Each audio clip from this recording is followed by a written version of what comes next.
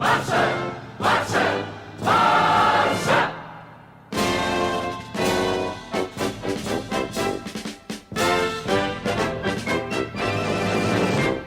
Hey guys, welcome to Leganes United. Welcome to another video. And Barcelona 5, Leganes 0. And interesting what we saw in today's game. Sorry that the upload is gonna be very late in comparison to the game. I honestly couldn't get it any sooner. I wish I could, but I had things to do after the game straight away, so it wasn't possible. But to discuss about the game, I know that the scoreline looks very flattering, that it looks like anyone that didn't see the game thinks that Barca completely were like unplayable or anything. And the thing is that we really weren't. Like, we were good. We deserved to beat Leganes and we deserved to beat them comfortably. Doesn't change the fact of how the actual the result is. It's sort of fair, but let's not fool ourselves. Like, there's still work to be done. It was an improvement, definitely, in comparison to Valencia. But like I always say, it's something that the opposition also plays the game, and depends on who your opposition is. That also determines what your level is compared to the opposition that you're facing. But without further ado, let's start the lineups and then go ahead and talk about the game. Barcelona to go with Marc André ter Stegen in net, Nelson Semedo, Gerard Piqué, Clement Lenglet and Jordi Alba. A midfield three of Sergio Busquets, Arturo Vidal and Frenkie de Jong. And a forward line of Lionel Messi, Ansu Fati, and as a number 9, Antoine Griezmann. While Leganes have to go with Cuellar in net, a back 5 of Silva, Siobas, Aguasiem, Tarín and Rosales, a midfield 4 of Perez and Mesa, and in the wings Oscar and Rival, and up top they have the lone frontman Martin Braithwaite. And well, like I said, 5-0, but it's Leganes. It's Leganes. It's a team that it's fighting for relegation. I believe they're 19th at the moment, so they're in trouble. They're in a lot of trouble. Since Aguirre came in, he's gotten them a lot of points, but there's still a long way to go.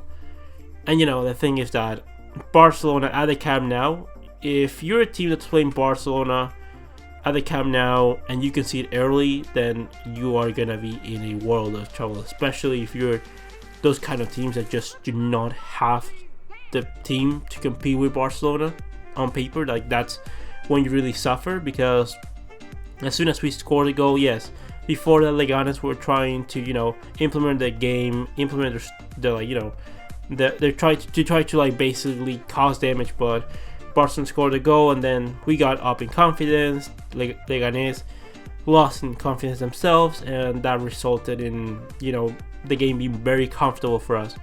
Not taking away anything, Griezmann's goal was really great. The pass from Messi to Semedo, Semedo to Griezmann, and that goal from Griezmann. You see, we don't need a number 9. Like, Griezmann is not a proper number 9, but he's much better than anything that you're gonna bring in. So trusting Griezmann, trusting Messi that play as a false 9 in the second half. It was a very improvement. First time that we see the 4-2-3 on the Quique Setién. I think that helped for us, definitely. It's something that I think the players know better than the 3-5-2, 3-3-4 that Setién has been implementing. So I think that this is is safer for us going forward. And there's one man that we need to talk about, and that is Arturo Vidal. Because Arturo Vidal, again, was, for me, the best player of the game, without a shadow of a doubt. And I know that's difficult considering that Messi did score 2 goals and 1 assist, but actually, I have to put a little emphasis here. I'm a little bit worried about Messi. Like, it's not a big worry. It's not a big worry because Messi, even at his 20%, that's much better than much footballs in the world. And I'm not saying that he's at 20%. I'm just saying that Messi right now, it's probably, in terms of effectiveness, he's not at 100% or not even close to 100%. Because the thing is that a Messi that was on his utmost of effectiveness, and effectiveness I mean pretty much situations that he has close to the goal that he will make it happen.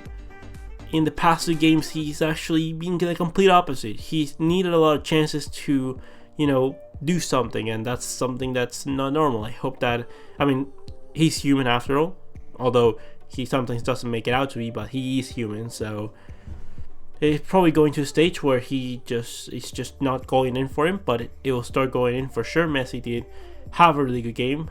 He had a good game, not for his standards, but compared to someone else, he did have a good game. 2 goals and an assist, really good assist for Longley, really 2 good goals, good pass from Rakitic, good pass from Frankie de Jong, and overall it was a good performance from Barcelona. Like I said, we dominated the game, we deserved to win. After we scored a second, Leganes, they kind of down tools, they try to still play their game, but they're trying to fight for relegation. They're not really gonna waste energy on a game that's probably gonna be lost anyways. And Barcelona did recognize that. They tried to have that defensive possession ish on Leganes half, so try not to concede a bit. And because Leganes really wasn't intense during the game, it was kind of comfortable for Barcelona going forward. Ansu Fati, he tried it. He tried his best. He did what he could. He unfortunately is not going to that. He's not in that purple patch that he had, and it's okay. It's okay. There's no criticism for him. It's great that he's having the attitude of at least trying it out, trying to score the goals, trying to dribble past players. It's great that he's having the attitude. Griezmann again was fighting quite a bit. He was fighting. He was pressing. He was being intense. He was moving around. Very good movement from Griezmann, and actually his movement is world class. Griezmann has to be one of the best players moving into space that I've ever seen in the past 5 years. It's unbelievable.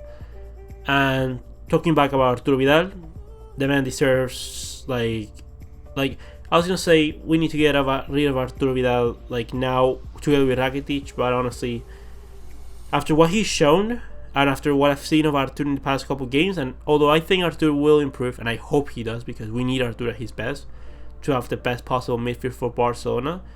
But for the time being, the midfield needs to be Busquets, Frenkie de Jong, and Arturo Vidal. Arturo Vidal is the one indispensable midfielder that we have at the moment. If I had to say so far this season, who are the players that should play the most minutes or pretty much every game, it should be Ter Stegen in net, Arturo Vidal in midfield, and Messi up top. Everyone else has had their dodgy moments throughout the season, but Messi, Vidal, and Ter Stegen, whenever they had to perform, they've done it excellently. Really good to see from Arturo Vidal. He's definitely become Messi's best partner. He's habilitating Messi to run. He's distracting players. He's doing basically what Suarez was doing for Messi before he got injured. And although that's the one thing I do not understand about Quique Setién, because he tried to give that role to Frenkie de Jong during a long part of the game, because Frenkie was the most advanced midfielder for long parts of the game. And I just think that is something that you should leave. Although I understand why, because you probably want to. Frenkie de Jong has the capacity. If he improves his shots and his instinct inside the area, he probably would be a very dangerous player going forward. But the thing is, for the time being, you have Arturo Vidal, you have that profile, and I think out of all the players that we have in the squad, he's the best suited to be doing that role for basically protecting Messi and habilitating him to be, to be able to cover him in case of anything. Then you have to talk about Busquets and Semedo. No, don't want to criminalize on Busquets and Semedo. They were allowed to make mistakes. There's not a particular it's not like every single player was. There's not like they were horrible, but they did have at least 2 or 3 each lacks concentration that cost us the ball in a very dangerous area. And the thing is that if you do that in the Champions League, especially Busquets, where he lost the ball, he lost it pretty close to his penalty area. If you do that in the Champions League against a team that has Champions League quality players and forwards, you are going to concede and you're gonna get knocked out. What I want to say is that the level of concentration overall for the team, I thought, was very improvable. It could have been better, a lot better. But in terms of intensity, the players actually did try very hard. They tried to do whatever they could. And this is not a criticism on the players and on Setien. Like, they of course need more time, and this is the kind of games where we need to win any way we can.